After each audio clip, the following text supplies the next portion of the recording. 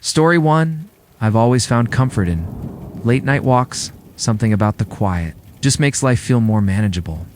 I'm a welder by profession. Been doing it for over 4 decades.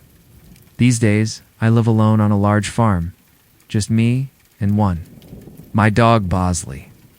The house is far too big for a single person, but I couldn't bring myself to leave it after my wife Maria passed.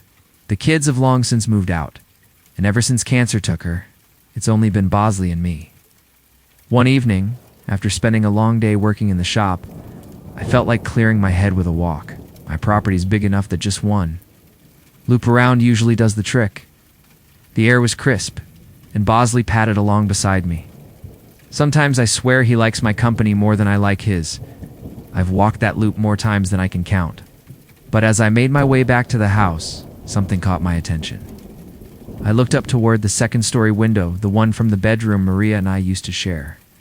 For a moment, I could have sworn I saw something shift behind the glass.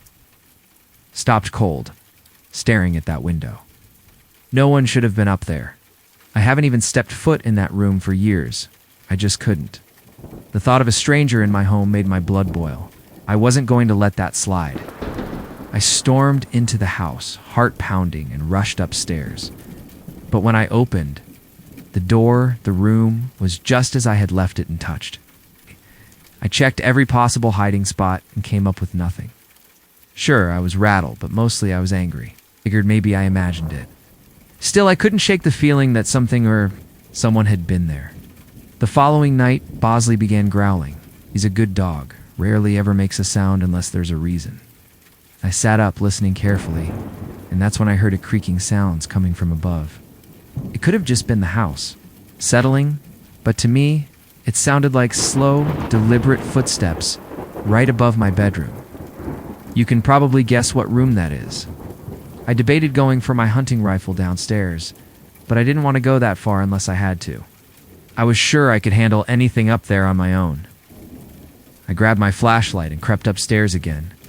Same as before, nothing had changed. No signs of disturbance. At this point, my anger was starting to twist into anxiety. Something about the house just felt wrong. The night after that, I came down to find the kitchen lights blazing. I always shut them off before bed. I never leave lights on. That was all the confirmation I needed. Someone had been in my home. Panic set in.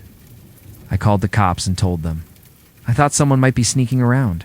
I showed up, searched every inch of the house, but came up empty. They were polite, told me to call again if needed, but I could tell they didn't really buy it. That night was by far the worst. I couldn't sleep, so I figured I'd check the bedroom again, maybe just to put my mind at ease. But when I opened the door, I froze. Maria's clothes were scattered all over the floor, the same ones I had boxed up after she passed. There's no way they should have been there. Something like that doesn't happen on its own. And then I saw her. A woman stood in the doorway, just staring at me. I couldn't make out her face clearly, but I knew she wasn't Maria. She was shorter. Whoever she was, she didn't belong in my house. I've never felt that level of fear before. Without thinking, I charged at her. She turned and bolted down the stairs and out the front door. By the time I got outside, she was gone. I scoured the property, but there was no sign of her anywhere. Ow. That night, I didn't sleep a wink. In fact, for months afterward, I barely slept at all.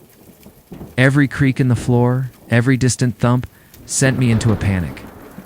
I kept my rifle beside the bed, afraid that one night I'd have to use it. I thought about asking my brother to come stay with me, but that's not how I was raised. I was taught to handle things myself. So that's what I did, but it didn't stop. One night while sitting in the living room, I noticed a figure standing. Out in the yard watching me through the window, it was her. Again, my chest tightened.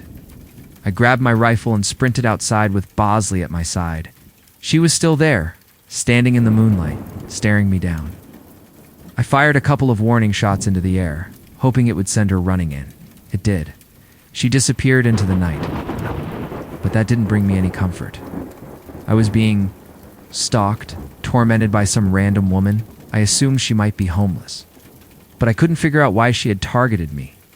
I stood outside for a while, waiting, but she never came back. I haven't seen her since, but but I know it's only a matter of time. I'm ready to defend myself if I have to, but living like this on edge all the time, it's draining. God for Bosley. I don't know what I'd do without him. I'll update if anything else happens. Continue to next message with Story 2 and Story 3. Here's the continuation with the remaining 2 paraphrased stories. Matching tone, structure, and paragraph style. Story 2. This happened just last month. I work night shifts as a security guard for a construction site. And let me tell you, it's not as boring as it sounds. Sometimes, it's downright creepy. The site is massive, and I usually sit in a small trailer with a few monitors that show different parts of the property. Most of the time, it's just empty darkness. But that night was different. Around 3 a.m., one of the cameras started flickering. That's not uncommon. These systems are pretty outdated. But then, I noticed something moving on the screen. At first, I thought it was just an animal, maybe a raccoon or stray dog. But as I leaned closer, I realized it was a person. They were just standing there, completely still, near the edge of the foundation we're pouring next week. I grabbed my flashlight and radio, thinking maybe it was one of the workers who had forgotten something. As I stepped out into the cold night air, I called out, "Hey, you're not supposed to be here." But there was no response.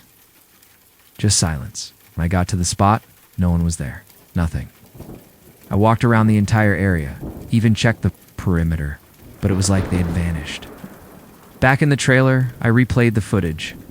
That's when I saw something I hadn't noticed before, when the figure turned slightly. Their face looked ... wrong. It was almost like they were wearing a mask, but not a normal one. It was pale, stretched tight, and the eyes looked empty, like black holes. I stared at the screen for what felt like an eternity.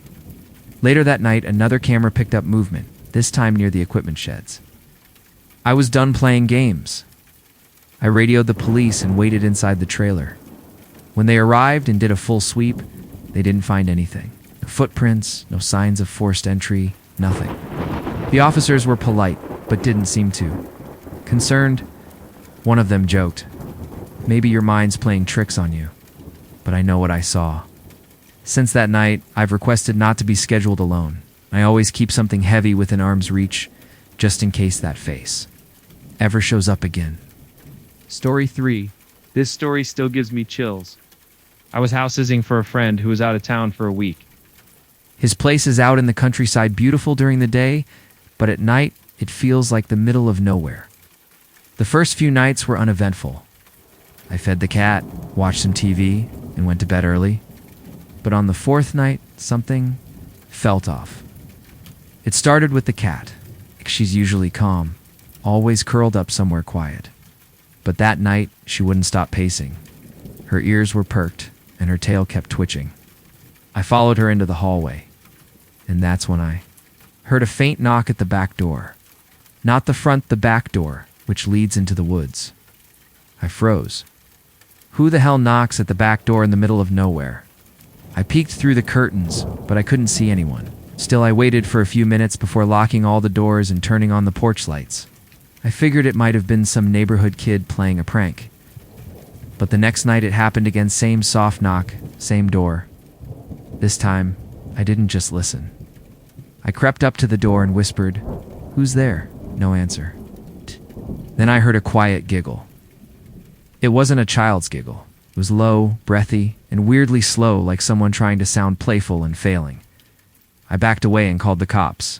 They came, looked around, and told me it was probably nothing. "Maybe an animal," one of them said. "Could have brushed against the door, but animals don't knock, and they don't laugh." The final night, I stayed up with a kitchen knife in my lap, every light in the house on. Around 2 a.m., I heard the doorknob jiggle. This time they were trying to come in.